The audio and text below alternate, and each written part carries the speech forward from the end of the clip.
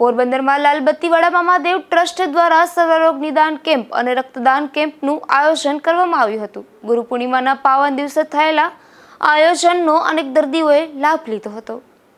પોરબંદરમાં સામાજિક અને ધાર્મિક પ્રવૃત્તિ કરતા લાલબત્તીવાડા મામાદેવ ટ્રસ્ટનો 22મા વર્ષમાં મંગલ પ્રવેશ થયો છે, જે નિમિત્તે ગુરુ પૂર્ણિમાના પાવન દિવસે સત્યનારાયણ ભગવાનની પૂજા અને કથા, મહાઆરતી અને મહાપ્રસાદના સહિતના કાર્યક્રમ યોજાયા હતા। તો સાથે યોજાયેલ સર્વરોગ નિદાન કેમ્પમાં 225 જેટલા આંખના, 200 જેટલા હાડકાના, 50 જેટલા ચામડીના, 50 જેટલા દાંતના, 12 જેટલા બાળ દર્દીઓ અને 42 જેટલા જનરલ તથા 130 જેટલા ડાયાબિટીસના દર્દીઓએ લાભ લીધો હતો। તો રક્તદાન કેમ્પમાં પણ 24 બોટલ રક્ત એકત્રિત થતા સરકારી હોસ્પિટલમાં અર્પણ કરાયું હતું। રક્તદાતાઓને ટ્રસ્ટ તરફથી ભેટ સોગાદો આપવામાં આવી હતી। અશોક થાનકી, ગુજરાત ન્યૂઝ, પોરબંદર।